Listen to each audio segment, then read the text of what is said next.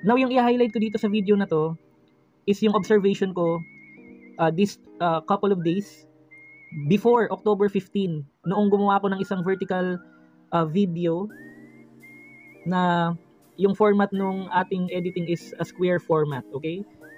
So, ipapakita ko muna yung sa YouTube Analytics natin, guys, okay?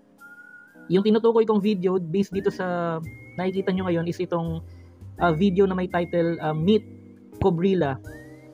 Ayan, Meet Cobrilla AI Artificial Intelligence Animal Fusion of Cobra and Gorilla Apex Predator of the Jungle, okay? I-check natin yung YouTube Analytics natin dito para magkaroon tayo ng idea kung ano yung mga pwede natin i-expect dito sa bagong update ng YouTube regarding longer YouTube Shorts content, okay? Ayan. So ito yung una, guys, long form content ko siya ginawa kasi sabi ng YouTube kapag before October 15 tapos yung video mo is nagpo-fall within 1 second up to 2 minutes and 59 seconds, considered pa rin daw siya na long form content and hindi dapat mag-fall under YouTube Shorts. Pero nung gumawa ako ng video na naka-square yung format ng video, ito yung na-notice ko sa analytics, okay? May kita nyo dito, kitang-kita before October 15 ko to pinublish, October 11 yan, guys. And mind you, guys, itong ginagawa kong video na to, free flow to, wala tong script. Talagang lahat ng mga sinasabi ko ngayon, real time. Talagang kung ano yung natural na nasa thoughts ko, sinishare ko ngayon sa video na to, okay? So, okay tayo dito, public siya, walang restriction, so okay yung video. And again, itong video na to, ginawa ko siya through text to speech. Yung mga images naman, gumamit tayo ng mga AI or artificial intelligence apps, okay? Pati yung pag-generate natin sa mga videos, ginamitan din natin siya ng AI applications, okay? So looking at the video performance in the past 1 day and 11 hours, ranking by views, 1 out of 10. So good tayo dyan. Meron na tong 533 views. As of the date and time ng recording natin ngayon, 2.8% yung impressions, click-through rate, and may average duration na 38 seconds. And yung total duration nitong video na to, 1 minute and 29 seconds, okay? So click natin yung video performance to know more. Ayan, dito pa lang sa overview, guys, makikita natin how viewers found this video. Ayan. Makikita nyo dito sa traffic source, majority ng views na nakuha natin dito sa video na to galing sa YouTube Shorts. Pero kasi, in contrary dun sa communication na sinend via email, sabi daw, October 15 onwards pa dapat to magpo-fall under YouTube Shorts, okay? So, ang good thing naman dito, guys, makikita natin dito sa YouTube recommendations, at the same time na marami tayong naging na views galing sa Shorts feed, at the same time yung YouTube, nire-recommend niya pa yung video. So, okay na okay tayo dito. So, yung masasabi ko dito based sa analytics na nakita natin about how viewers found this video. For example, gagawa tayo ng mga vertical YouTube Shorts na yung format ay square or yung normal na vertical format. For example, open tayo ng ng KineMaster kasi ito yung ginagamit kong pang-edit.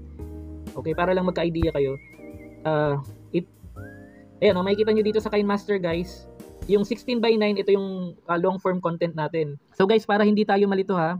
For example, gumagawa kayo ng video sa YouTube and yung orientation niya is talagang landscape and yung ratio niya or yung aspect ratio ng video is 16:9. Regardless kung yung video na yan is 1 second up to 2 minutes and 59 seconds only, magfo-fall pa rin siya under a long form content, okay? Based doon sa understanding ko sa email na pinadala ng YouTube. Pero kung yung video na gagawin ninyo is katulad nito, 9:16 yung aspect ratio or 1:1 yung aspect ratio niya, or kahit itong 3.4 and 4.5, expect nyo na kapag yung video duration ng mga videos na to in vertical format is only 1 second up to 2 minutes and 59 seconds only, magfo-fall na siya under YouTube Shorts. Okay? Meaning, pag pumunta kayo sa studio or sa YouTube studio ninyo, guys, ito, balikan lang natin hindi na siya mapupunta dito.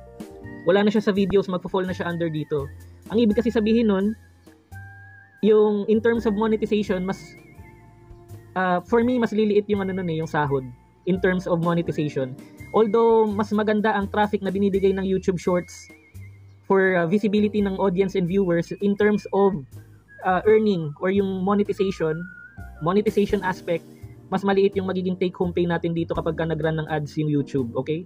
Kung yung ads or yung commercial galing sa YouTube Shorts. Kasi may fund lang dito na pinaghahati-hatian para ipasahod sa lahat ng mga Shorts creator. Ganun siya nag-work. Unlike dito pag videos, talagang mga advertisement na nagra-run from mga various, napakaraming mga advertisement companies and institutions, okay? Pero yun nga, di ba? Itong content natin last October 11, makikita nyo dito, hindi pa siya October 15, nilagay pa rin naman siya dito sa long form content or videos, pero kapag chinek natin yung analytics, ito kasi yung gusto natin i-point out.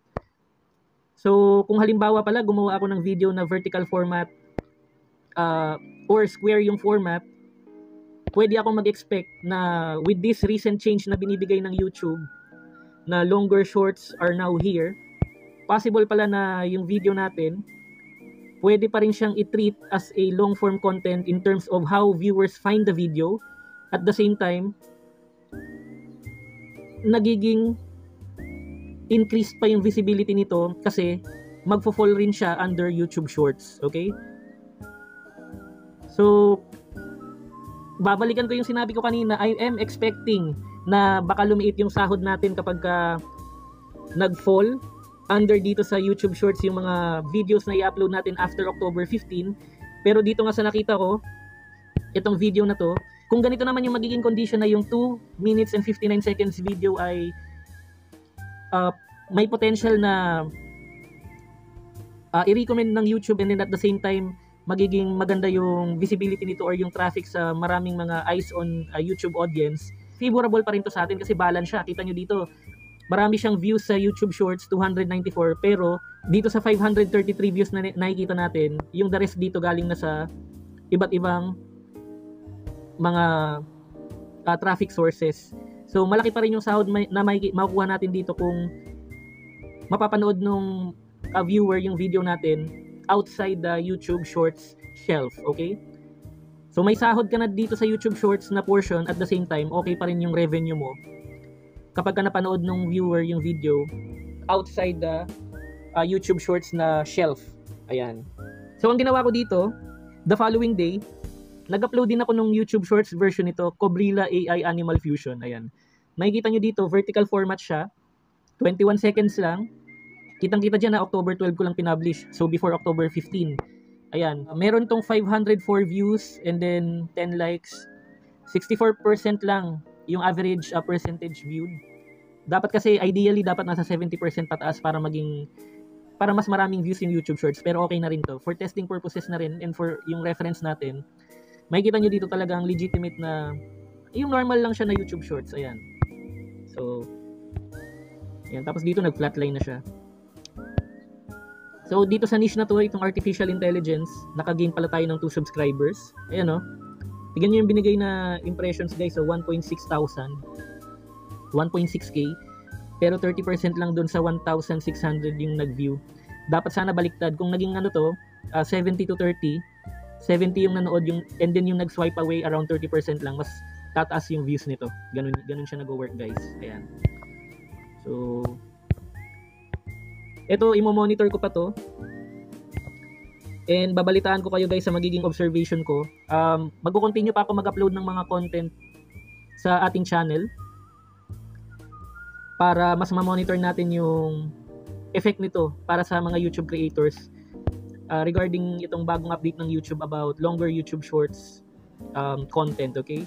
And then, heads up na rin, nag-rename tayo ng ating YouTube channel name. Instead na Involve Asia Crypto Sports Channel, dahil in-incorporate ko na yung AI or yung artificial intelligence na niche and content sa ating channel, ni-rename ko siya na Scam AI Innovation. Pero huwag kayong mag-alala guys, ang gusto kong sabihin, pakibasa muna yung description ng ating channel para magkaintindihan tayo, okay?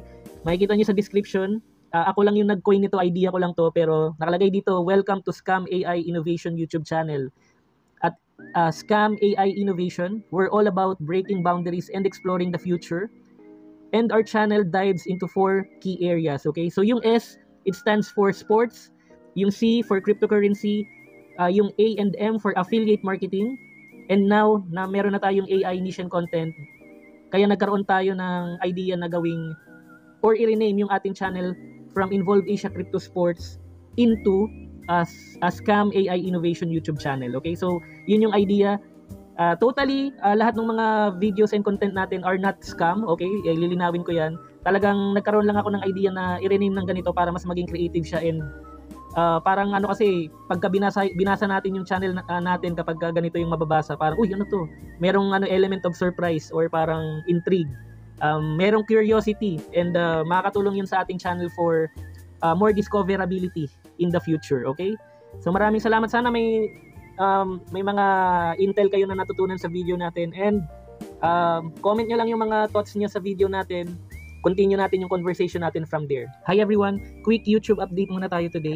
Date ng recording natin, October 13, 2024, Sunday, 5:50 AM Manila time. Ito yung na-receive nating email from YouTube team regarding new, longer YouTube Shorts. Okay? So na-receive natin itong email last October 4, 2024.